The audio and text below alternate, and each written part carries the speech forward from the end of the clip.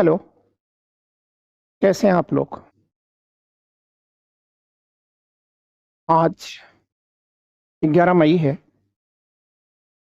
और आज के दिन द हिंदू ने अपने एडिटोरियल जो कॉलम है, उसमें बहुत मैटर नहीं दिया। जो उनका पहला मैटर था कोड ऑफ कंडक्ट के बारे में, तो वो आपको बताया जा चुका था। ठीक है, इसलिए अन्य क्षेत्रों में जो महत्वपूर्ण थे, एग्जामिनेशन पॉइंट ऑफ व्यू से महत्वपूर्ण थे, हम उस टॉपिक को लेकर आपके बीच में पुनः प्रस्तुत हो रहे हैं। ठीक है, और ऐसी स्थिति में मैं कुछ चीज़ें जो मैं भूल गया था, वह चीज़ें मैं आपको बताना चाहूँगा। ठीक है, पहली चीज़ आप सामने देख रहे होंगे, ये लिखा हुआ है वर्ल्ड हेलमेसिया डे। आज 11 है, तो 11 मई है और ये मई 8 को थैलेमेसिया दिवस मनाया जाता है। ठीक है, पूरे दुनिया में। और इस दिन क्या होता है, लोगों को थैलेमेसिया से परिचित कराया जाता है और जिन लोगों को हुआ है उनके साथ सपोर्ट किया जाता है, उनके साथ संवेदनाएं व्यक्त की जाती हैं। ठीक, अब प्रश्न आता है कि आपसे एग्जामिनेशन में पूछ सकता है कि थैलेमेसिया क्या है, तो आप कहेंगे कि सर यह एक जेनेटिकल डिसऑर्डर है। ये देखिए लिखा है जेनेटिक डिसऑर्डर या जेनेटिकल डिसऑर्डर है, जीन का अव्यवस्थित रूप है सर। ठीक, अब जेनेटिक डिसऑर्डर होने से क्या परिणाम होता है, तो आप कहेंगे कि सर हीमोग्लोबिन का जो उत्पादन है या प्रोडक्शन है यह गिर जाता है। क्लियर? हीमोग्लोबिन समझ रहे हैं, जिसके कारण आपका ब्लड रेड होता है। ठीक है, ग्लोबिन मतलब प्रोटीन और हिम का मतलब लोहा, आयरन। ठीक है, तो हीमोग्लोबिन का प्रोडक्शन कम हो जाएगा। अब आप एक चीज याद रखिएगा, जो हमारी रेड ब्लड सेल्स हैं, ठीक है, आरबीसी जिसे आप कहते हैं, उसी में उसका काम क्या है, पहली चीज तो आप याद रखिएगा। तो इसका वर्क है ट्रांसपोर्टेशन का, परिवहन का काम करता है। अपने साथ ऑक्सीजन को ले जाता है, कार्बन डाइऑक्साइड को वापस ले आता है। तो जब इसका प्रोडक्शन कम हो जाएगा तो दो चीजें नहीं होंगी, एक तो ऑक्सीजन नहीं जाएगा बॉडी के अंदर, और दूसरी बात यह है कि कार्बन डाइऑक्साइड बाहर भी नहीं आएगी। तो ऐसी स्थिति में व्यक्ति की स्थिति क्या होगी? ठीक है, तो आप कहेंगे कि सर उसी स्थिति को एनीमिया कहा जाता है। देखिए कहीं लिखा होगा एनीमिया, ये लिखा है एनीमिया। ठीक है, और ये सब चीजें आपके लिए महत्वपूर्ण नहीं है। ठीक है, और अब आइए हम आगे चलते हैं।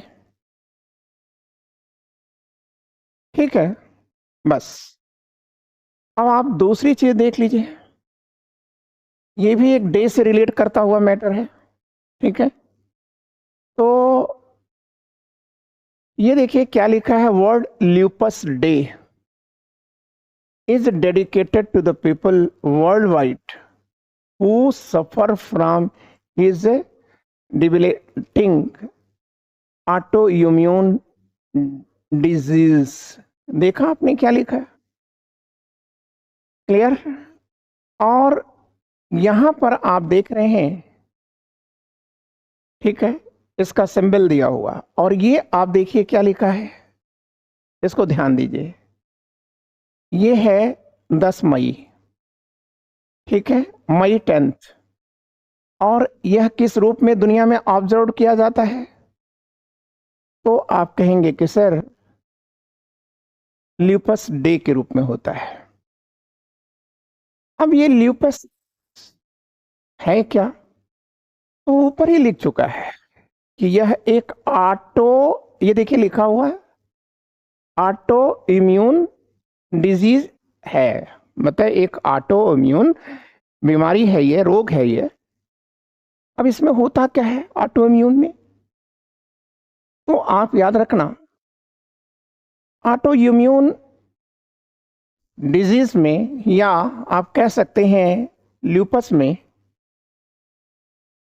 खुद शरीर का अंग ही एक दूसरे का दुश्मन बन जाता है। मतलब एक अंग ही दूसरे अंग को बर्बाद कर देता है। ठीक है, इसका कारण क्या है और इसका सिम्टम्स क्या है? तो देखिए, कारण तो अभी अननोन है। जिस दिन हम कारण जान लेंगे, यह लाइलाज नहीं रह जाएगा, इसकी बीमारी दवा होने लगेगी, लेकिन अभी यह अननोन है। ठीक है, अब उम्मीद है कि यह क्यों होता होगा, एक आशा की जाती है। ठीक है, कि यह क्यों होता है। देख रहे हैं यहां लिखा है कि योर बॉडीज इम्यून सिस्टम, आपकी जो शरीर का इम्यून है, प्रतिरक्षा है, रक्षा करने वाला immune system attack your own tissue. ठीक है, अपने ही ऊतक को, अपने ही शरीर के ऊतक को, जिस शरीर में ये होता है उसी शरीर के टिश्यू को, उसी शरीर के ऑर्गन को, ठीक है, ये क्या करता है, खत्म करने लगता है। ठीक है, और यह किसको किसको प्रभावित करता है? तो आप कहेंगे कि सर ये तो स्किन को भी प्रभावित करता है, ज्वाइंट्स को भी प्रभावित करता है, किडनी को भी प्रभावित करता है, ब्लड सेल्स को भी प्रभावित करता है, ब्रेन को भी प्रभावित करता है और हार्ट को भी प्रभावित करता है, लंग्स को भी प्रभावित करता है। तो इसका मतलब क्या हुआ? अगर आपसे पूछा जाए कि ल्यूपस क्या है, तो आप कहेंगे कि सर ल्यूपस एग्जैक्टली अनेक बीमारियों का मिश्रित रूप है। ठीक है, अनेक बीमारियों का यह मिश्रित रूप है। ठीक है, अब इसमें शुरुआत में कैसे होता है? तो आप कहेंगे कि सर ज्वाइंट पेन होता है, हेडेच होता है, रैसेज होती हैं, फीवर होते हैं। ठीक है, माउथ सोर चलता है। फिर तो इस प्रकार से आपने देखा कि ल्यूपस अभी एक लाइलाज बीमारी है, और इस बीमारी से दुनिया को परिचित कराने के लिए इस तिथि का चयन किया गया है। ठीक, आगे चलिए, एक और पॉइंट आपके बीच में आएगा, इसके बाद आपका मैटर शुरू होगा। ठीक है, ये देखिए, ये है नेशनल टेक्नोलॉजी डे। इसमें ये देखिए, आज 11 तारीख है। ये अच्छा था बताने के लिए ताकि आपको याद हो जाए। तो ये 11 तारीख है या 11 मई है, और 11 मई को किस रूप में मनाया जाता है? तो आप कहेंगे भारत में मनाया जाता है, ये वर्ल्ड वाइड नहीं है, यह नेशनल, ठीक है, टेक्नोलॉजी डे है। ठीक है, देखिए ये हमारा प्यारा तिरंगा भी आपको हमने दिखा दिया है, नेशनल टेक्नोलॉजी डे है। अब नेशनल टेक्नोलॉजी डे के दिन होता क्या है कि जो हमारे इंजीनियर हैं, जो हमारे वैज्ञानिक हैं, उनके प्रति हम अपना सम्मान अर्पित करते हैं। और ठीक है, इसकी शुरुआत किसने किया था? तो आप कहेंगे एक हमारे यशस्वी प्रधानमंत्री थे जो अब नहीं हमारे बीच, और वो हैं अटल बिहारी वाजपेयी। ठीक है, और अटल बिहारी वाजपेयी ने ही इस दिवस की घोषणा किया था। कोई अवसर रहा होगा तभी तो उन्होंने घोषणा किया होगा। तो देखिए वह अवसर है, ठीक है, राजस्थान में 1998 में, ये देखिए पोखरण है, न्यूक्लियर टेस्ट। तो आप याद रखेंगे, ठीक है, पोखरण में, राजस्थान के पोखरण में इंडिया ने क्या किया था? अपना न्यूक्लियर टेस्ट किया था। और ये न्यूक्लियर टेस्ट किस तारीख को किया गया था? 11 मई, ठीक है, 1998 को। ठीक है, और इस स्थान को शक्ति स्थल नाम दिया गया था। ठीक है, लेकिन जब अगर आपसे पूछा जाता है कि पहला, ठीक है, नेशनल टेक्नोलॉजी डे कब मनाया गया, तो आप कह देना कि सर 98 में नहीं मनाया गया, यह पहला बनाया गया 1999 में। ठीक है, ये चीज आप लर्न कर गए। ठीक है, ये भी आपने लर्न कर लिया। बस आपको थोड़ा एक और चर्चा करेंगे। ठीक है, जरूरी है चर्चा करना। ठीक है, ये तो बहुत ही जरूरी है। ठीक, अब आप ये देखिए, ये क्या है? ये देखिए लिखा हुआ है वर्ल्ड माइग्रेटरी वर्ल्ड डे। ठीक है, 2024 is celebrated on two date. मतलब देखिए, माइग्रेटरी समझ रहे हैं ना, जैसे एक स्थान से दूसरे स्थान पर जाना ही माइग्रेटरी है, पारगमन कहते हैं हिंदी में इसको, ठीक है। तो अब माइग्रेटरी वर्ड, जैसे हमारे यहाँ जाड़े में जब साइबेरिया में बहुत ज़्यादा शीत हो जाती है तो वहाँ से साइबेरियन पक्षियाँ जो हैं वह आते हैं, ठीक है, भारत में आ जाते हैं, स्पेशली भरतपुर के घना बर्ड सेंचुरी में भी जाते हैं और इलाहाबाद में भी आते हैं, संगम में आते हैं, जिसे आप बड़ी मात्रा में देख सकते हैं, ठीक है। तो आपने ये चीज़ें देख लिया कि माइग्रेटरी का मतलब आपको समझ में आ गया होगा। तो आप ये देखिए, ये माइग्रेटरी वर्ल्ड डे ये हम लोग किस तारीख को मनाते हैं, तो ये देखिए यह 2 बार मनाया जाता है, वर्ष में 2 बार मनाया जाता है। एक बार 11 मई को मनाया जाता है और दूसरी बार 12 अक्टूबर को मनाया जाता है, ठीक है, वर्ल्ड माइग्रेटरी वर्ल्ड डे, ठीक है। अब इसमें देखिए इसी के साथ इंसेक्ट भी लगा है, ठीक है, ये इंसेक्ट उड़ते हुए दिखाए जा रहे हैं, तितलियां दिखाई जा रही हैं, तो ये इंसेक्ट है। देखिए एक्चुअल में हम मानो कि जो एक्टिविटीज हैं, जो गतिविधियां हैं, उसके कारण आज हमारी प्रकृति को और हमारी जो बायोडाइवर्सिटी है ना, इस प्रकृति को और बायोडाइवर्सिटी को बहुत नुकसान हुआ है, ठीक है, क्लियर। जैसे हम ये जितनी भी चीज़ें प्रयोग कर रहे हैं, ठीक है, इसके पहले भी मैंने आपको बता रखा था, ठीक है, कि कैसे हमारी पक्षियां नष्ट हो रही हैं, ठीक है, और एक मुकदमे की भी हमने आपसे चर्चा किया था, ठीक है, वो सब आपको याद होगा। लेकिन फिलहाल अभी मैं आपके बीच में बता रहा हूँ कि मानव गतिविधियों के कारण ये पक्षी जो है हमसे गायब हो रहे हैं। क्यों गायब हो रहे हैं? क्योंकि हम इंसेक्ट को भी गायब कर दे रहे हैं। जो कीट पतंगे हैं आज हम उसे भी किल कर दे रहे हैं। तो जाहिर सी बात है, जब इंसेक्ट मरेगा तो वर्ल्ड अपने आप मर जाएगी। क्यों? क्योंकि ये पक्षियों का भोजन है, ठीक है, और ये हमें एक भयावह कह सकते हैं आप, भवाया जो है भविष्य की ओर संकेत कर रहा है, मतलब डेडफुल फ्यूचर को हमें बता रहा है, ठीक है, क्लियर। क्योंकि ये इंडिकेटर्स हैं सभी। आज मानवीय सभ्यता जो मानव है ना, वो तमाम बीमारियों का घर बनता जा रहा है, ठीक है। तो आप ये देखिए, ये सब चीजें आपने समझ लिया, और फिर कह रहा है the theme for the year 2024 is, ठीक है, 2024 का जो थीम है, ठीक है, वो क्या है, ये आप याद रखिएगा, ये जरूर पूछ सकते हैं आपसे, ठीक है। प्रोटेक्ट इंसेक्ट, प्रोटेक्ट बर्ड्स, ठीक है। एग्जैक्टली अगर मैं आपसे कुछ कहूं तो कुछ अतिशयोक्त सा लगेगा आपको, लेकिन स्पेशली जो बड़े कंपटीशन होते हैं, ठीक है, उनके पेपर बहुत हद तक अगर आदमी 1 साल की गतिविधियों को देखे तो वह बहुत हद तक करंट से संबंधित मैटर जो है वो कर सकता है, क्योंकि वह आउट हो जाता है। कैसे आउट हो जाता है?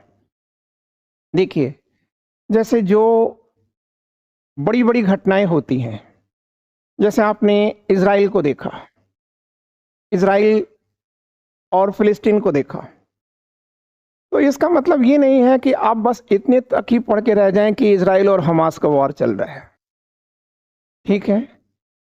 अब आप तुरंत जाइए, मैप खोलिए, और मैप खोलने के बाद आप ये देखिए कि कहाँ है राका सीमा, कहाँ है गोलन हाइट्स, ठीक है, मतलब कौन सा उसमें मरुस्थल पाया जा रहा है, ठीक है।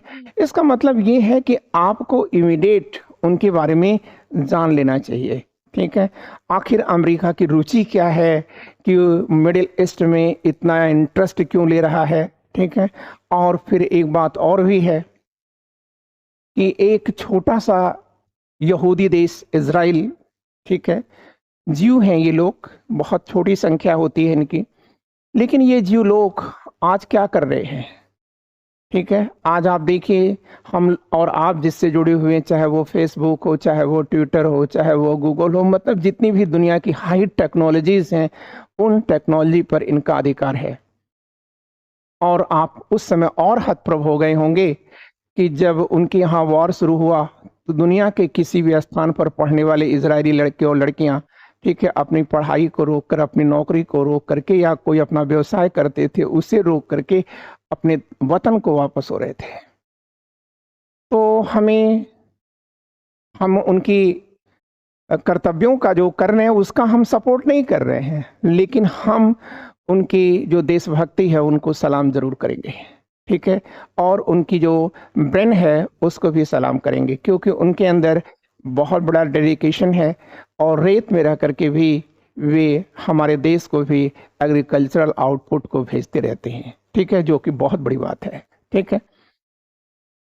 और आप याद रखिएगा कि अब उसी स्थिति में आप बताइए, अब अगर आपने कंप्लीट वहां का जियोग्राफिकल लोकेशन देखा, उसको ध्यान से पढ़ा है, ठीक है, तो निश्चय मानिएगा कि मिडिल ईस्ट से अगर आप वहां मैटर को खोलते हैं, पढ़ते हैं, तो निश्चय ही मानिए कि आप मिडिल ईस्ट से संबंधित पूरे मैटर को आप जान चुके होंगे। क्लियर? तो इसलिए मेरा कहना था कि जब भी बड़ी घटनाएं घटें तो आपको उस पर वर्क करना होगा, ठीक है, जैसे, ठीक है। और वैसे मैं आपका कि जो कठिनाइयां हैं उसको आसान करने की कोशिश कर रहा हूं, जो हमने आज की प्रक्रियाएं शुरू किया है, जिसमें आपको हमने टेस्ट के रूप में देने की कोशिश किया है, ठीक है, वह हमारा उद्देश्य आपको ताकतवर करना है। क्लियर? और नेचुरली अब अगला जो हमारा टॉपिक होगा, ठीक है, वो कल मैं आपको बता दूं कि कल शायद वो आपका वीडियो लेट जाएगा, हो सकता है इवनिंग हो जाए, क्योंकि हम योजना पे वर्क कर रहे हैं और हम कंप्लीट योजना को आपके बीच में तैयार करा के रख देंगे, ठीक है, तो जो कि अपने आप में एक मिसाल है होगी आपके लिए, ठीक है। तो आइए हम लोग थोड़ी मेहनत करते हैं। तो आपने इसे जान लिया, ये कुछ नहीं है, ये जो है द हिंदू में ये पब्लिश किया गया है, ठीक है, एक फोटो बना करके दी गई है, सो कोई मतलब नहीं। आइए अब आपके सामने एक टॉपिक आ रहा है। देखिए, इस टॉपिक से हमारा मतलब नहीं है, पॉलिटिकल मैटर है, बहुत मतलब नहीं है, लेकिन जब मतलब नहीं था तो इसे लिया क्यों गया, ठीक है। देखिए, आपका जो पेपर 2 बनेगा, आप कह सकते हैं कि जो पॉलिटी है, ठीक है। अब देखिए, जो पेपर सेटर होगा, अभी मैंने आपसे कहा ना कि पेपर तो आउट होता है। अब देखिए, ये है दिल्ली के मुख्यमंत्री, लिखा भी है, केजरीवाल साहब हैं ये, ठीक है, और कह रहा है कि ये बाहर आ रहे हैं, जेल से बाहर आ रहे हैं। कैसे बाहर आए हैं ये साहब? क्योंकि इनको एससी ने, सुप्रीम कोर्ट ने क्या दे दिया है, अंतरिम बेल ये ग्रांट कर दिया है। क्लियर? तो इसके अंदर ये केजरीवाल क्या है, ये हमारा विषय नहीं है, ठीक है भाई। इतना हम तो जानते ही हैं कि वो एक सम्मानित मुख्यमंत्री हैं दिल्ली के, ठीक है, बस, ठीक है। लेकिन अब यहां पर हमको देखना है कि यह हमारे लिए कैसे महत्वपूर्ण हो गया। देखिए, हमारे लिए महत्वपूर्ण इसलिए हो गया क्योंकि सुप्रीम कोर्ट ने इनको बेल दिया है, तो ये इस बेल का नाम उसने रखा है यह, ठीक है, अंतरिम बेल, ठीक है। तो जब अंतरिम बेल पर पेपर सेटर की नजर जाएगी, ठीक है, तो वह इस पर क्वेश्चन भी बना देगा कि जुडिशियल कस्टडी क्या होती है, पुलिस कस्टडी क्या होती है, अंतरिम बेल क्या होता है, डिफॉल्ट बेल क्या होता है, regular bail bail sorry regular bail क्या होता है। इस पर ये तमाम क्वेश्चंस आपसे उठा सकते हैं, ठीक है। और अगर थोड़ा और डीप में जाएगा, आपको और थोड़ा सा दिग्भ्रमित करना चाहेगा, तो इसी से जुड़ा हुआ है 20, 21 और आर्टिकल 22। जो फंडामेंटल राइट है उसमें आर्टिकल 20 से जुड़ा है, ठीक है, 21 भी जुड़ जाएगा, 22 से जुड़ जाएगा, तो यहां से भी क्वेश्चन वो उठा सकते हैं, बना सकते हैं। तो है ना पेपर आउट, ठीक है, आप सहमत है ना? इसलिए आप आंखें मूंदे रहते हैं, इसलिए आपको पेपर दिखता नहीं, ठीक है, क्लियर? अन्यथा अगर आप आंखें खोल के बैठे हैं तो हमने बता दिया कि भाई देखो यहां से ये क्वेश्चन बन जाएगा, ठीक है।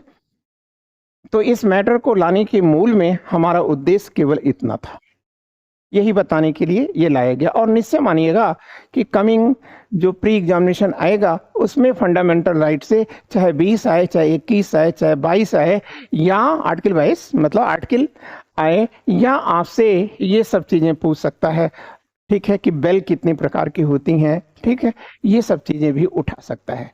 तो फिलहाल इसमें ऐसा कुछ नहीं है, ठीक है, कुछ नहीं है, कुछ नहीं है, ठीक है। हाँ, एक चीज याद रखिएगा, इसमें एक चीज उन्होंने कहा है कि अरविंद केजरीवाल को जब बेल दी जा रही थी तो उस समय दो न्यायाधीश हैं, एक जस्टिस खन्ना है और दूसरे जस्टिस दत्ता हैं। तो इसमें जब ये इनको बेल देने की बात कर रहे थे तो उन्होंने कहा कि हम इनको बेल इसलिए नहीं दे रहे हैं, ठीक है, कि आप इनके बारे में जो भी आरोप हैं वो गलत हैं या सही हैं, उस पर हमने बहस किया ही नहीं है। हमने तो इनको इसलिए दिया है क्योंकि ये एक पार्टी के प्रमुख हैं। दूसरी बात ये है कि एक प्रदेश के ये मुख्यमंत्री हैं। और तीसरी बात उन्होंने कहा कि भाई देखो, ठीक है, लोकतंत्र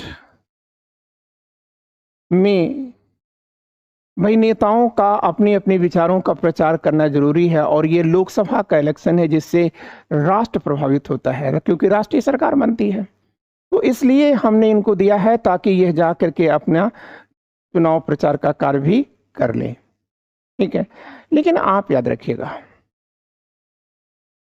कि कुछ शर्तों पर उन्होंने उनको अनुमति दिया है बाहर जाने के लिए। तो यहां पर आप याद रखिएगा कि जब अंतरिम बेल दी जाती है,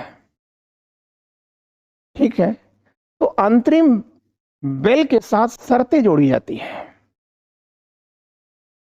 ठीक है। पहली चीज तो एक सर्टेन पैसा जमा करना होता है, ठीक है, अंतरिम बेल में। तो पहली चीज तो आप याद रखिएगा इन्होंने शर्तें क्या रखी थी। तो इन्होंने जो शर्तें रखी हैं वो हम एक बार बता देते हैं इनको, जो बेल दे रहे थे तो उनमें शर्तें क्या रखी थी, ठीक है। ये लिखा हुआ है, द कोर्ट बार्ड, कोर्ट ने उन पर अंकुश लगा दिया है, बार्ड कर दिया है, प्रतिबंध लगा दिया है कि mister Kejriwal from visiting the chief minister's office, मतलब जो केजरीवाल साहब है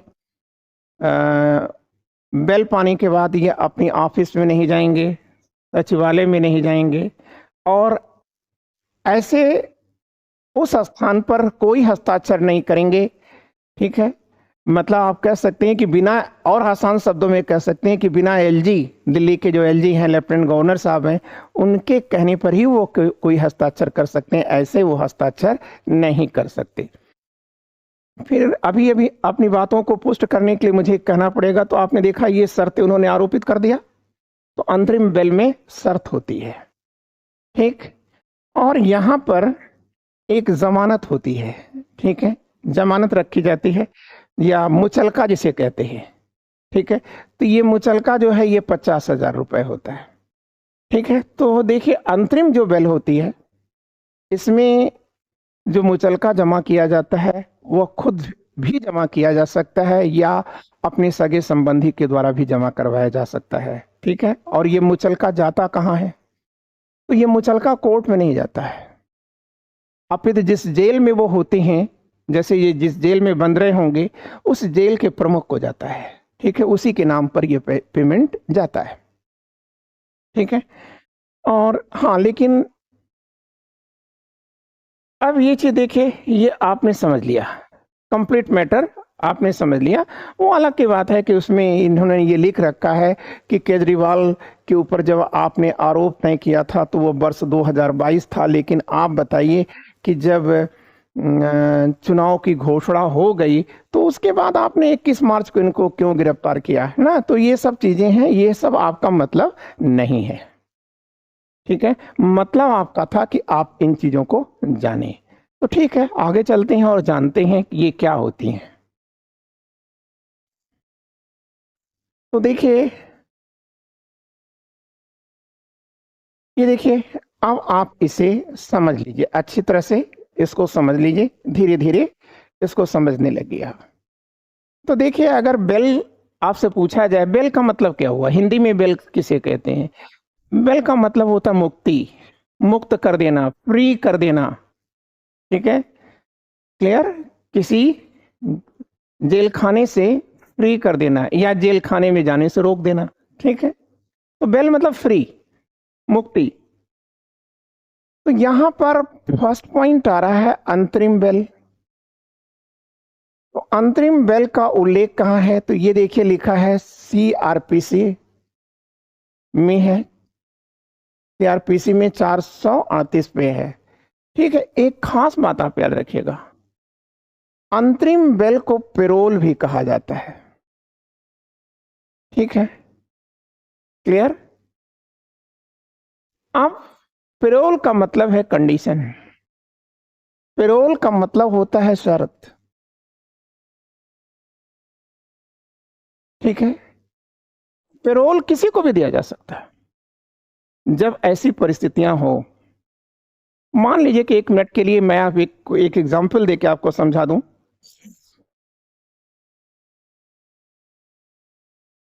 आप कह सकते हैं कि अंतरिम का मतलब, पहले तो आप अंतरिम का मतलब जानिए कि अंतरिम का मतलब क्या होता है, इसके बाद बात आप करिएगा।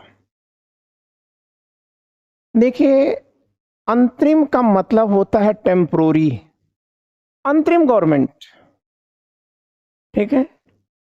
जैसे जब चुनाव चल रहा होता है तो सरकारें क्या होती हैं, ठीक है, अंतरिम बजट लाती है, ठीक है। चुनाव जब होता है, होने वाला होता है, तो सरकारें अंतरिम बजट लाती हैं, टेम्पोरी बजट लाती हैं, और सरकार भी अंतरिम ही हो जाती है, ठीक है। अंतरिम गवर्नमेंट केयर टेकिंग का काम करती है, टेम्पोरी वर्क करती है। तो यहां आपने देखा कि टेम्पोरी बेल मतलब टेम्पोरी, अस्थायी रूप में आपको मुक्ति दी गई है, ठीक है। क्यों? क्योंकि ऐसा कुछ कार्य है। तो कार्य क्या है? क्योंकि चुनाव का प्रचार करना था, ठीक है, क्लियर। अब दूसरे एग्जाम्पल से समझा दें। मान लीजिए किसी व्यक्ति को आजीवन कारावास मिला है, ठीक है, तो क्या उसको आप अंतरिम बेल दे सकते हैं? यस, दे सकते हैं, ठीक है। मान लीजिए कि जिसको आजीवन कारावास मिला है और उसके फादर की डेथ हो गई है, ठीक है।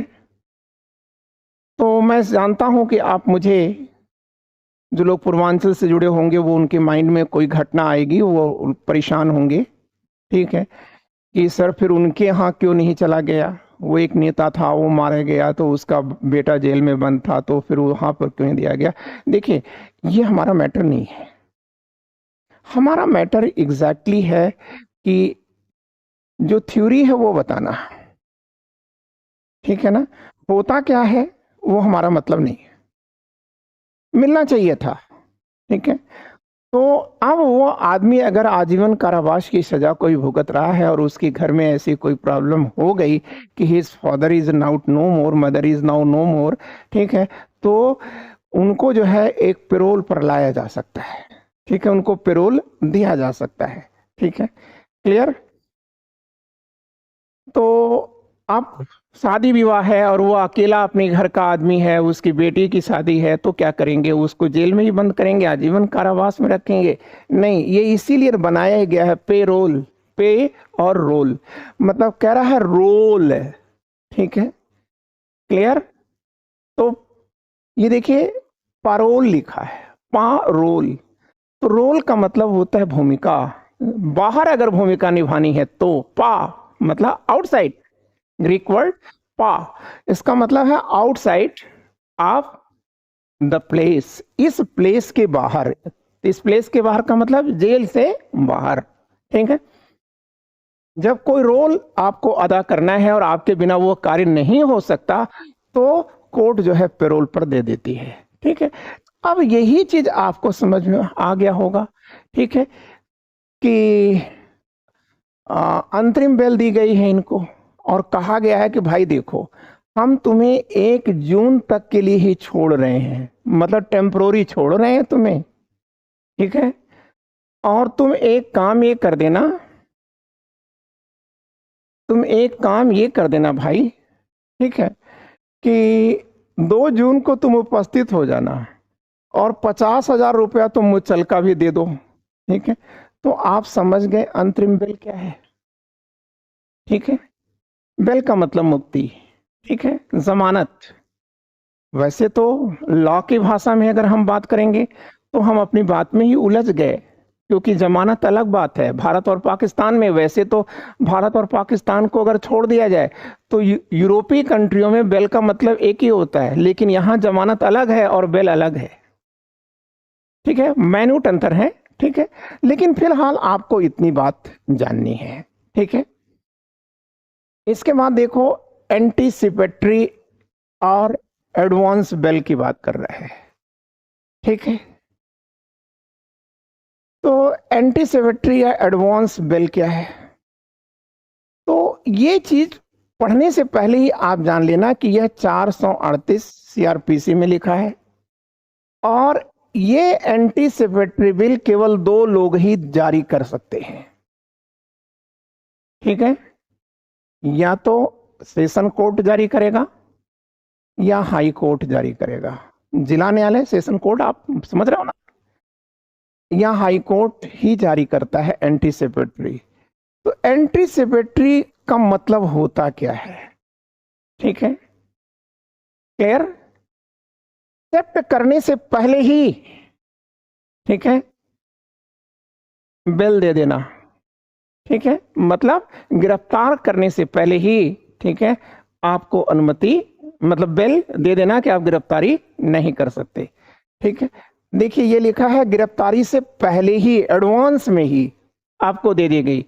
पुलिस आ रही है आपको गिरफ्तार करने के लिए, आपके पास एंटीसिपेटरी बिल है, पुलिस वापस चले जाएगी, ठीक है। और फिर चौड़े से घूमिए आप सीना फैला करके, ठीक है। अब यहां पर देखिए डिफॉल्ट बेल।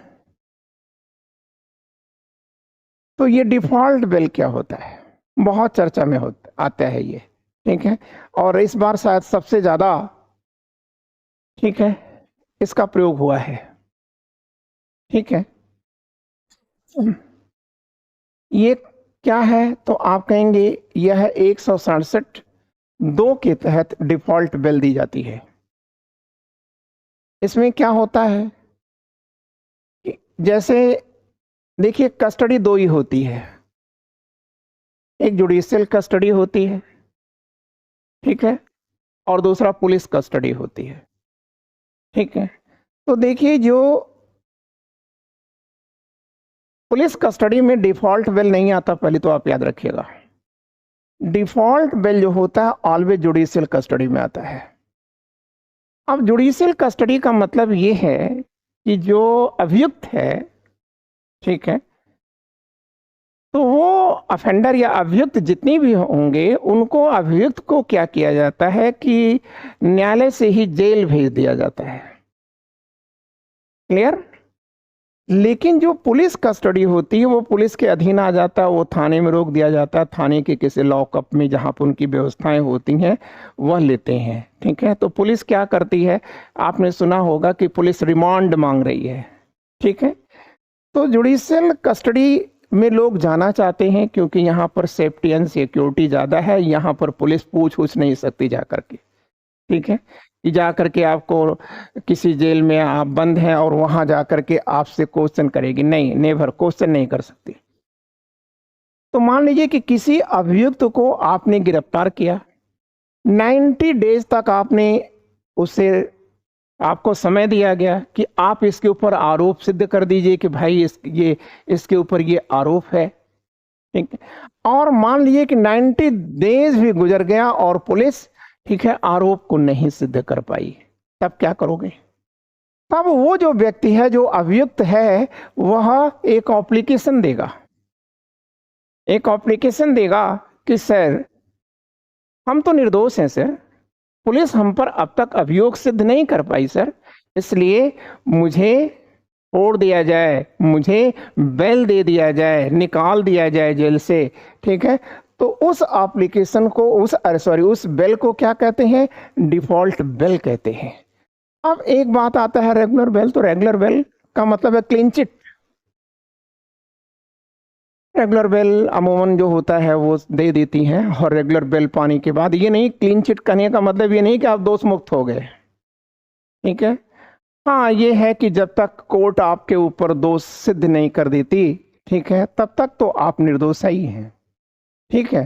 तो रेगुलर बेल का मतलब है ये सबसे अच्छी बेल मानी जाती है। फिलहाल आपको ये चीज भी याद रखना होगा, जब आपसे इतनी चीजें पूछ सकते हैं तो आपसे ये भी पूछ सकते हैं कि भाई ये सब क्यों है, ये जो आप बेल ले आ रहे हो ये क्यों है?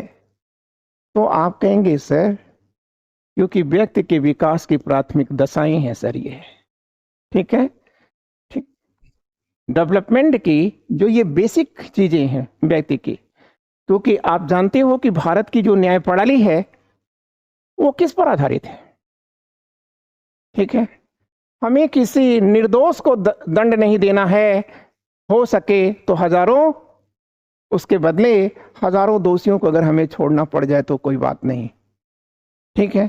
तो आप याद रखिएगा यह आज का कॉन्सेप्ट नहीं है और यह कहीं बाहर से नहीं लिया गया है, ठीक है। जब दुनिया अंधकार में थी तो उस समय हमारे यहाँ मतलब हमारे देश के अंदर बौद्धिज्म चल रहा था, 6वीं सेंचुरी बीसी, ठीक है, क्लियर। आज से 3000 साल पहले भारत की धरती पर जब बुद्ध घूमे थे तब उन्होंने जो अपनी पार्लियामेंट बनाया था, ठीक है, लोकतांत्रिक गणराज्य की व्यवस्था थी वहां, ठीक है। तो आप याद रखिएगा वहां पर यही नियम था, ठीक है, कि एक निर्दोष को बचाने के लिए अगर हमें 1000 दोषियों को छोड़ना पड़े तो कोई बात नहीं। इसका मतलब भारत में प्राचीन युग से ही रिफॉर्मेटिव जस्टिस है, क्लियर।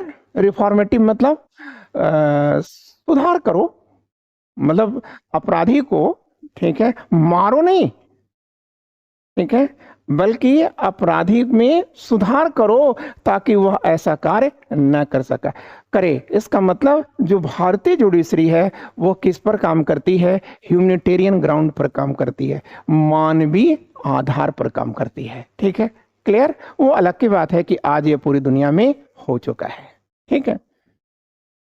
तो अब आप याद रखिएगा कि ये सब चीजें जो हैं लाई गई हैं फंडामेंटल राइट की भावनाओं को लागू करने के लिए, ठीक है।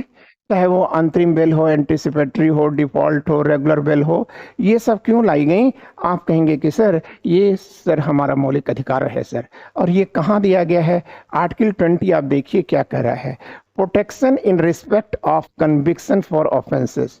हमें जो अपने ऊपर ऑफेंस लगाया गया है उसके विरुद्ध रक्षा का अधिकार है।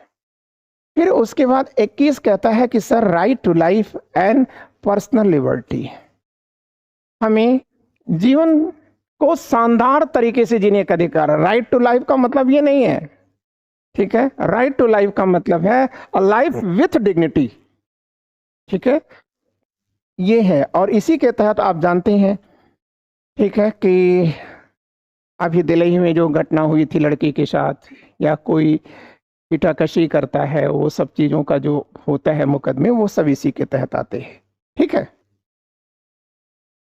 क्लियर। छेड़खानी उड़ानी के जो मुकदमे चलते हैं वो सब इसी के तहत आते हैं, ठीक है। और आप याद रखिएगा कि राइट टू लाइफ है, तो राइट टू लाइफ के अंदर शरीर भी आता है, राइट टू बॉडी का कॉन्सेप्ट भी आता है, ठीक है।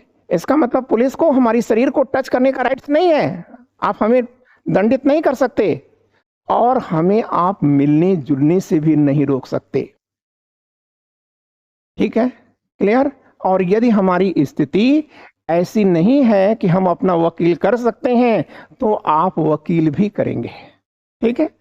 तो आप याद रखिएगा सब इसी के तहत है, ठीक है। पर्सनल छोड़िए इसको, कोई बात नहीं। अब यहाँ आइए आर्टिकल 22, ठीक है, आपने सब पॉलिटी में पढ़ा होगा, ठीक है। हमारा तो उद्देश्य यहाँ पर, ठीक है, आपके उस ज्ञान को रिकॉल कराना है। फिर कह रहा है कि राइट टू क्या लिखा, आर्टिकल 22। अब ये कह रहा है grants protection to person who are arrested और डिटेन्ड, ठीक है। तो आप याद रखिएगा कि जो व्यक्ति गिरफ्तार किया गया है, ठीक है, उसको बचाना है। जैसे एक एक्ट आता है प्रिवेंटिव डिटेंशन एक्ट, ठीक है, क्लियर। तो आप याद रखिएगा कि इसमें पुलिस करती क्या है, डिटेन कर लेती है। डिटेन का मतलब क्या है, रोक लेना, ठीक है, गिरफ्तार कर लेना, ठीक है। तो इसमें प्रिवेंटिव डिटेंशन एक्ट के अंतर्गत ये बातें आती हैं कि पुलिस इंस्पेक्टर शक के आधार पर, जैसे तमाम ऐसी चीजें हैं, जैसे आपने देखा है कि अभी सुप्रीम कोर्ट ने 1-2 दिन पहले अपने फैसले में कहा है, शायद आज ही कहा है, मैं रिकॉल नहीं कर पा रहा हूं कि आज का है या कल का है, तो उसमें उन्होंने कहा कि भाई आप संदेह के आधार पर गिरफ्तारी मत करिए, ठीक है। लेकिन प्रिवेंटिव डिटेंशन एक्ट ये था, ठीक है, कि इसमें हैबियस कॉर्पस ही समाप्त हो जाता है, ठीक है। मतलब आप कह सकते हैं कि पुलिस शक के आधार पर किसी व्यक्ति को गिरफ्तार कर सकती है और ये भी नहीं बताएगी कि उस व्यक्ति को कहाँ रखा गया है, ठीक है। तो आप ये कह सकते हैं कि प्रिवेंटिव डिटेंशन एक्ट एक ब्लैक कानून है, काला कानून है, ठीक है, क्लियर। लेकिन आज उसे खत्म कर दिया गया है, ठीक है। आगे तो ये पोर्शन आपने देख लिया, क्लियर। और अब आपको केजरीवाल से संबंधित इतने मैटर आपके बीच में आ गए, और अगर अब आप अपनी आंखें खोलेंगे तो निश्चय मान लीजिएगा कि चाहे आईएएस या पीसीएस किसी न किसी इम्तिहान में इसमें से क्वेश्चन पक्का है आएगा। आगे चलिए, ये देखिए एक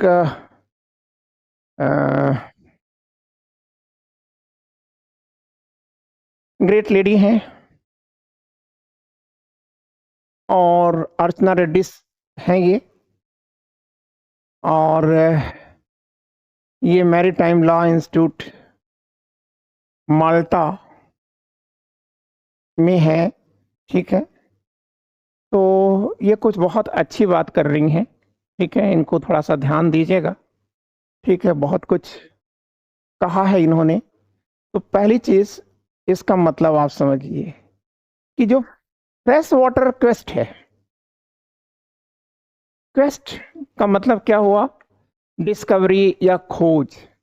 तो ये जो मीठा पानी है जिसे हम लोग पीते हैं, फ्रेश वाटर है, कह रहे हैं कि fresh water quest the likely new gold Hunt, ठीक है।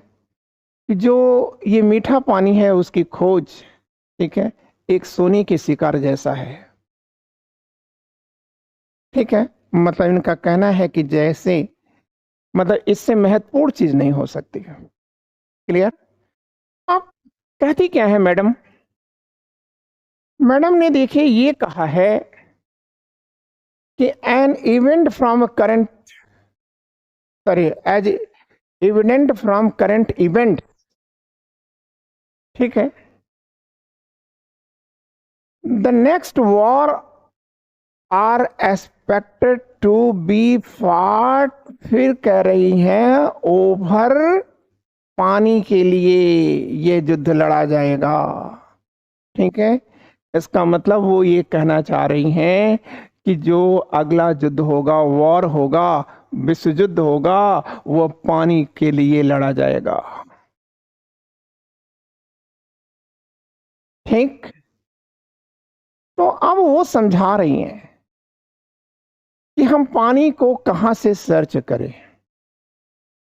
तो ये आपके माइंड में आ गया ना, समझ में आ गया, पूरा मैटर आपके दिमाग पे आ गया होगा कि इसका मतलब ये है स्कॉर्सिटी ऑफ द वाटर। ठीक है, क्योंकि आप जानते हैं कि बिना पानी के बिना जीवन कहाँ है। ठीक है, तो अब यहां देखिए, यहां पर लिखा है इन्होंने कि वन वुड नेवर इमेजिन, कोई व्यक्ति कल्पना भी नहीं कर सकता। क्या नहीं कल्पना कर सकता भैया?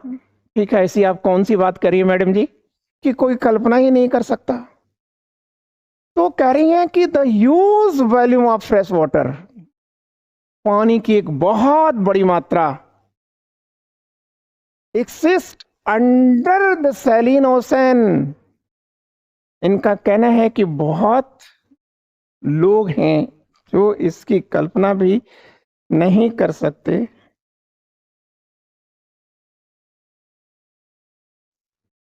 ठीक है, बहुत सारे लोग ऐसे हैं जो इसकी कल्पना भी नहीं कर सकते।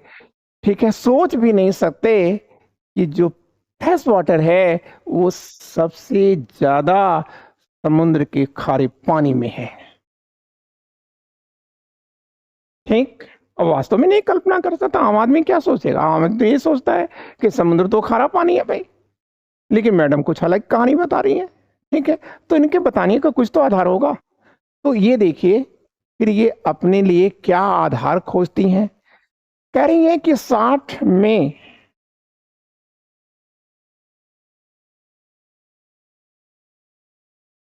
कह रहे हैं कि 60 के अंदर, मतलब 60 का मतलब 1960, कह रही 1960 में एक मीडिया रिपोर्ट आती है। वो मीडिया रिपोर्ट क्या है? उसमें कहा गया है कि यूएस के जो भूगर्भ शास्त्री हैं, जियोलॉजिस्ट हैं या जियोलॉजिकल सर्वे है, ठीक है, एक मीडिया रिपोर्ट आती है जिसमें कहा जाता है कि यूएस जियोलॉजिकल सर्वे ड्रिल्ड, ठीक है, किया। कहाँ किया? ड्रिल्ड किया, जमीन को भेदा। कहाँ? तो आप करें bore holes of New Jersey coast and unexpectedly struck fresh water. Madam का कहना है कि पूरी दुनिया शायद इस बात को सोच भी नहीं पाएगी कि सबसे ज्यादा अगर मीठा पानी है तो हमारे सैलाइन या आप कह सकते हैं खारे समुद्र के अंदर है। ये चीज उनका कहना है कि देखिए 1960 में ऐसा था कि जो अमेरिका है, संयुक्त राज्य अमेरिका, वहां के एक रिपोर्ट पब्लिश हुई थी जो कि जियोलॉजिकल सर्वे की थी, और उसमें उन्होंने क्या किया कि समुद्र की जो बेड है, ठीक है, उस बेड के अंदर जा करके इन्होंने ड्रिल किया, बोरिंग जिसे कहते हैं आप, ड्रिल किया। और ड्रिल करने के बाद, ठीक है, जो पानी निकाला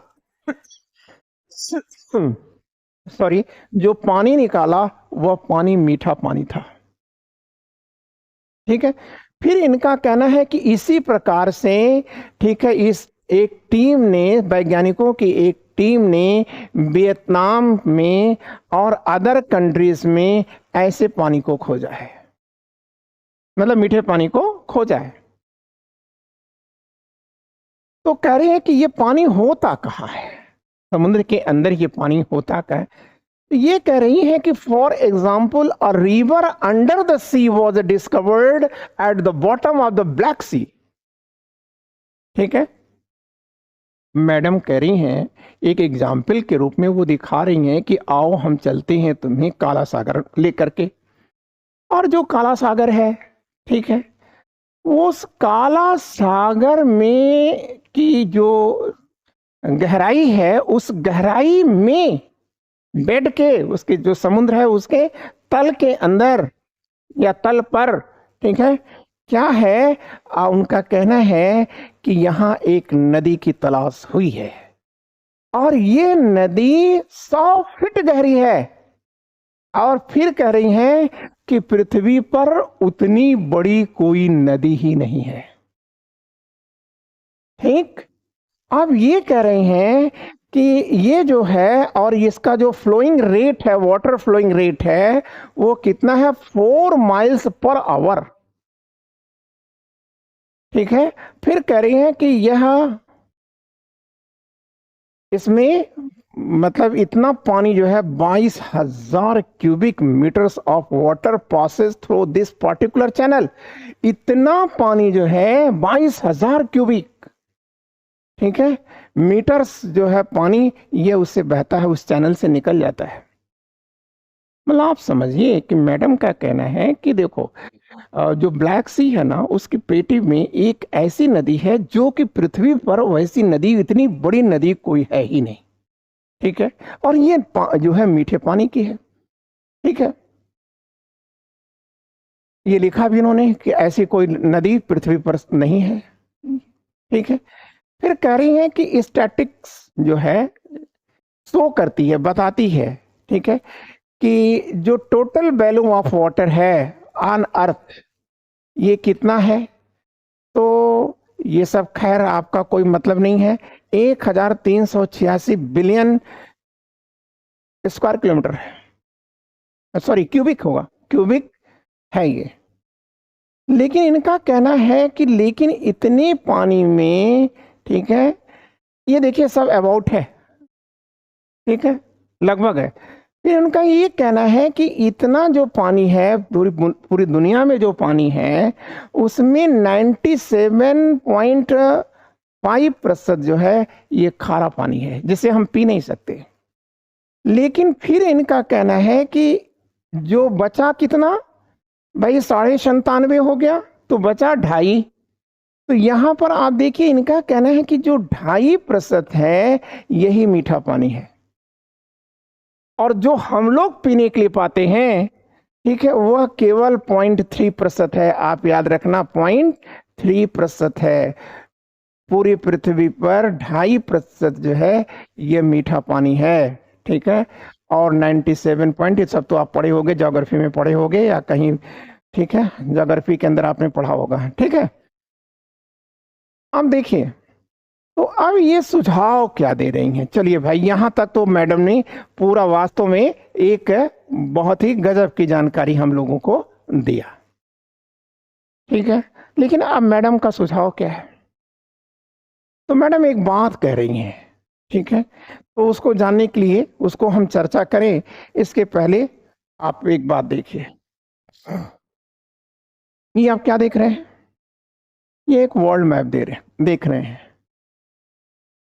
तो मैडम कहती हैं कि देखिए, ये जो है हमारा जो वर्ल्ड मैप है ना, इसमें अगर आप इंडिया को देखें, इंडिया से हम समझा रहे हैं आपको, वैसे तो आप जानते हैं, मैं जानता हूं कि आप जानते हैं, लेकिन फिर भी मेरा धर्म है कि आपको हम, ठीक है, एक बार बोल तो दें। तो देखिए, ये इंडिया है, इसके सामने आप ये देख रहे हैं अरेबियन सी है, ये इंडियन ओशन है। ठीक है। तो आप याद रखिएगा कि कोई भी जो कंट्री है, उसकी ये अंतिम सीमा है ना, अंतिम सीमा, ये थल की अंतिम सीमा है। ठीक है।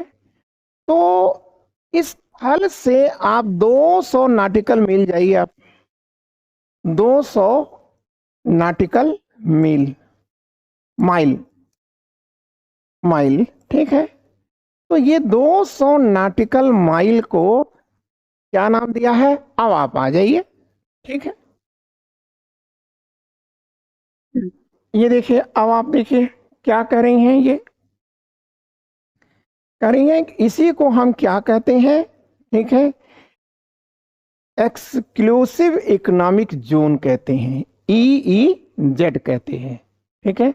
और कोई भी देश अपने EEZ में, ठीक है, अपने लिए क्या कर सकता है? कुछ भी कर सकता है, उसका अपने आर्थिक उपार्जन में उसका प्रयोग कर सकता है। और उसके बाद जो है, उसके बाद का जो एरिया है, उस पर किसका नियंत्रण है? यूएनओ का नियंत्रण है। ठीक है। जैसे आप इंटरनेशनल कह रहे हैं, ठीक है, इंटरनेशनल सीमा, तो वो उस इंटरनेशनल सीमा पर किसका अधिकार है? विश्व सरकार का अधिकार है। तो विश्व सरकार कौन है? यूनाइटेड नेशन ऑर्गेनाइजेशन है, ठीक है ना। तो उस यूनाइटेड नेशन ऑर्गेनाइजेशन का उस पर अधिकार है। तो फिर इनका ये कहना है कि चूंकि ये जो नदियां हैं यह उसी क्षेत्र में है जो इंटरनेशनल सीमा में आता है, ठीक है, इसलिए इनका कहना है कि हमें वहां पर डिस्कवरी करनी चाहिए, ठीक है, और ऐसी मीठे पानी की जो नदियां हैं उसको तलाशना चाहिए, ठीक है। और उसको जिस प्रकार ये कह रही हैं कि जिस प्रकार हम तेल की खोज कर रहे हैं समुद्रों में जाकर के, उसी प्रकार से हमें मीठे पानी की भी तलाश करना चाहिए और उसे कैप कर देना चाहिए। कैप मतलब उसको सुरक्षित रख देना चाहिए, ठीक है, ये आप समझ गए। फिर ये एक सुझाव दे रही हैं, ठीक है। अब ये इनका व्यक्तिगत सुझाव है, ठीक है, वो आप माने या ना माने। इनका ये सुझाव है कि स्पेशली इंडिया के लिए आप सोच सकते हैं। इनका ये कहना है कि भाई देखो, दूसरे ग्रहों पर जाके घर बनाने की कोशिश मत करो। नीचे लिखा है, दूसरे ग्रहों पर जाके घर बनाने की कोशिश ना करो भाई, ठीक है।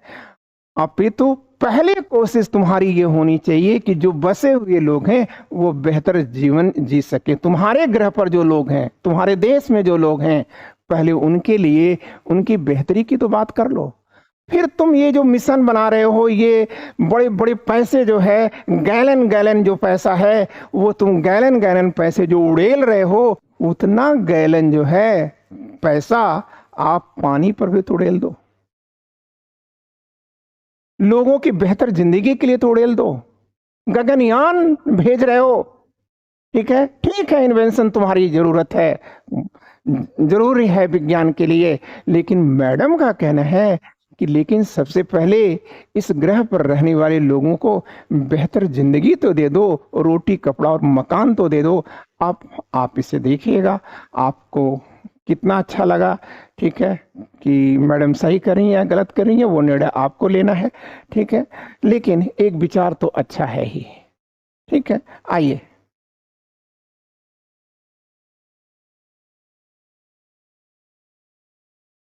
तो देखिए, ये कुछ आप परिचित हैं।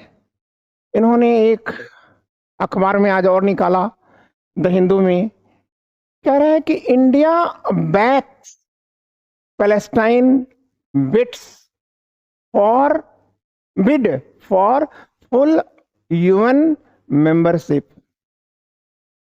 इंडिया कब किसका विरोध करता है? तो पैलेस्टाइन ने यूएन मेंबरशिप में पूर्ण सदस्यता के लिए जो पैलेस्टाइन का दावा है, इंडिया ने उसका समर्थन किया है। मतलब पैलेस्टाइन आप देख रहे हैं कहाँ है? मिडिल ईस्ट में है। ये आप देख रहे हैं इजराइल है, ये चल रहा है, और ये छोटा सा पैलेस्टीन बचा हुआ है, ठीक है। ये सीरिया है, ये गोलन हाइट्स हैं, ठीक है, ये राका बाउंड्री है, ठीक है। तो ये सब आप देख रहे हैं, अभी मैं आपको समझा रहा था। ये देखिए, इस पर आप अपनी नजरें दिखा लीजिए, यही बेथलम है। ये वेस्ट बैंक आप रोज रोज सुना करते हैं समाचार में, तो ये बेथलम है। और आपको हम क्वेश्चन दे रहे हैं कि आप इसे खोजिएगा कि बेथलम किन धर्मों का पवित्र स्थल है, किन किन धर्मों का पवित्र स्थल है, ठीक है। फिलहाल आइए, तो अब पैलेस्टाइन क्या है? तो यह यूएनओ का मेंबर बनना चाहता है, ठीक है, फुल टाइम मेंबर बनना चाहता है, क्लियर। तो अब वह इसके लिए प्रयास कर रहा था। तो कह रहा है कि UNGA, United nation general assembly, ठीक है, महासभा जिसे आप कहते हैं, ठीक है, यूएन महासभा, संयुक्त राष्ट्र महासभा, adopted a resolution with 143 voters in a favor and 9 against, while 25 country abstained। मतलब क्या इसका मतलब है? देखिए, यूएनओ में कुल कितने सदस्य हैं? 193 है। देख लीजिएगा थोड़ा सा, ना, 193 मेंबर्स हैं, हियर इज ऑलरेडी मेंशन्ड, ठीक है। तो 193 मेंबर्स हैं। अब इसमें से ये देखिए,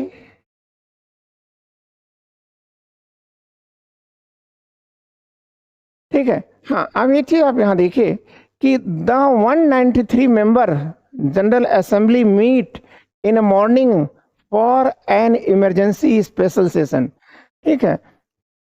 तो 193 मेंबर्स जो है सुबह सुबह कल मिलते हैं, मतलब बीते हुए कल में मिले, और इसमें यूएई ने, ठीक है, यूनाइटेड अरब अमीरात ने एक प्रस्ताव लाया कि साहब, ठीक है, पैलेस्टाइन को या फिलिस्तीन, आप इसे कहते हैं हिंदी में, फिलिस्तीन को या पैलेस्टाइन को यूएन का फुल मेंबर बना दिया जाए। ठीक है, तो भाई ठीक है, चलिए मतदान होता है। तो मतदान में भारत सहित 143 वोट पैलेस्टाइन के पक्ष में चले गए। 9 लोग तो भाई जबरदस्त विरोधी थे, उन्होंने कहा नहीं, ऐसे देश नहीं हो सकते, ठीक है। लेकिन 25 देश ऐसे हैं जो उनकी हालत ऐसे ही है, ना तो यस कहते हैं ना नो कहते हैं, मतलब कुछ भी नहीं, ठीक है, बस ऐसे ही रह जाते हैं, ठीक है। तो आप ये पूरा मैटर है। अब जहां तक भारत सरकार की बात है, तो भारत सरकार जो है पैलेस्टाइन का कभी विरोध नहीं किया। उस समय जब दुनिया विरोध कर रही थी, तो उस समय भारत था 1974 में, जिसने ये देखिए लिखा है, ठीक है, India was the first non Arab state, ठीक है। भाई अरब के लोग तो कर ही रहे थे, लेकिन इंडिया गैर अरबी देश है जिसने पहली बार, दुनिया में पहली बार पैलेस्टाइन लिबरेशन ऑर्गेनाइजेशन को, ठीक है, जिसे पीएलओ कहते हैं आप, पैलेस्टाइन लिबरेशन ऑर्गेनाइजेशन। तो पैलेस्टाइन लिबरेशन ऑर्गेनाइजेशन को भारत ने क्या किया, समर्थन दिया था। कब? ये 1974 में, ठीक है। और ये कहा था कि ये पैलेस्टीन की जनता का वैधानिक नेतृत्व करती है, ये लिखा है, ठीक है। लेकिन आप याद रखिएगा कि फिर आगे भी कह रहा है कि India was also one of the first countries to recognise the state of Palestine in 1988। और भारत दुनिया का एक अनेक देश है, लेकिन उसमें भारत भी है, जिसने 88 में कह दिया कि उसको क्या दिया, ये पैलेस्टीन को उसने नेशन के रूप में मान्यता दे दिया था, ठीक है। तो बस ये मैटर है इसका, ठीक है, ये चीज आप जान गए। एक चलते चलते हमारे मन में आया कि हम आपको इन्फॉर्म कर देंगे, जरूरत मुझे महसूस हुई थी, इसलिए मैंने, ठीक है, ये मैटर दे दिया। वैसे तो एडिटोरियल कॉलम से कोई मतलब नहीं है, लेकिन आपके एग्जामिनेशन से मतलब है। फिलहाल नॉलेज कहीं से भी आए, ठीक है, उसे आने देना चाहिए, ठीक है। तो अब आप याद रखिए, ये आप एक नाम देख रहे हैं,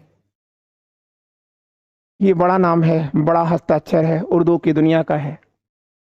ये है शेख, ठीक है, अब्दुल सलाम, ठीक है, अब्दुल रज्जाक।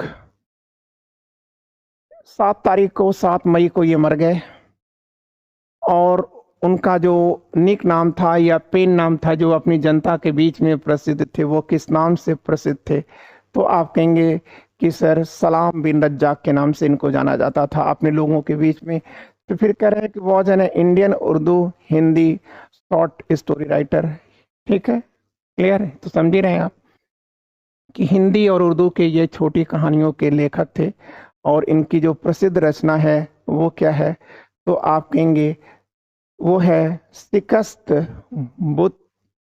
बुतन की, बुतों के दरमियान, शिकस्ता बुतों के दरमियान, ठीक है, शिकस्ता, शिकस्त, शिकस्ता बुतों के दरमियान है, ठीक है। इसी ने साहित्य अकादमी अवार्ड को लिया है। किस विषय में? उर्दू में। साहित्य अकादमी क्या है तो आप याद रखना, ये भी जानते रहो धीरे धीरे। 1955 में हुआ था, इसकी स्थापना हुई थी, नई दिल्ली में है। और इसका कार्य क्या है तो जो एमिनेंट राइटर्स हैं और उनका लिटरेचर्स है उसी को पुरस्कृत करना है।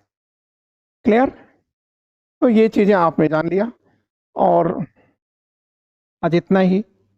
और मैं सोचता हूं कि आप अच्छा कर रहे होंगे। ठीक है, good day, wishing you all the luck.